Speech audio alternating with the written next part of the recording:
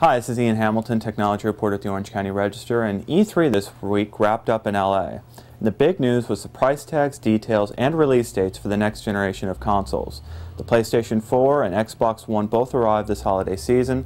PlayStation 4 is going to be $400, Xbox One is going to be $500, and they're both going to be competing against last year's Nintendo Wii U. But hidden around the halls of the Los Angeles Convention Center were some hints at what the future of video games could look like far beyond this Christmas. First up, Disney Infinity, which is releasing this August. The game offers collectible figurines in tiny discs with very smart wireless technology built in that helps the figurines remember who they are, how powerful they are, and other things. So you can take these figurines to a friend's house, plop it on the Infinity gamepad, and your character warps into gameplay with all of the stats that you had at home. The game is a mashup of two different kinds of play, what Disney calls play sets and another mode which is called Toy Box mode. The playsets, which sell for $35, include a few figurines, characters from a particular movie universe, like the Cars movies or the upcoming Lone Ranger film. And they include pre-made worlds and games for players to explore from that universe. The Toy Box mode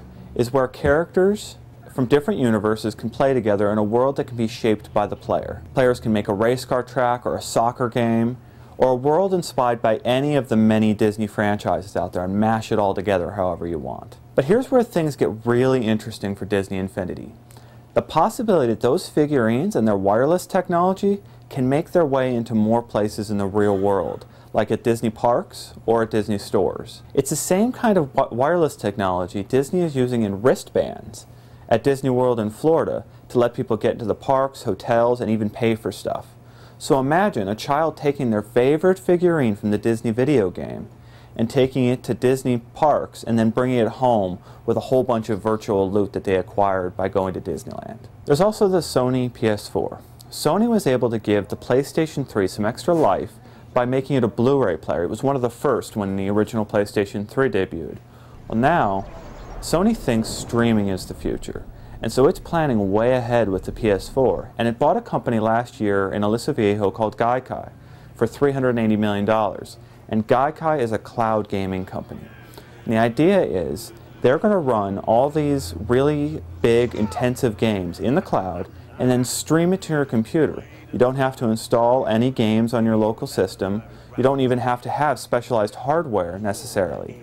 You just have a game streaming from the cloud to your system and you can play it instantly. Well, that's going to hit starting next year, and then these systems don't refresh for even 7-10 years even sometimes. So there's another 5-7 years for internet networks to fill out and get faster so that this type of streaming technology could become the way we play games in the decades to come. Lastly, there was also probably the most futuristic and mind-bending demo of E3, the Oculus Rift. It's a pair of 3D goggles made from inexpensive smartphone parts and a couple of lenses. You pull the goggles over your eyes and peer into another world.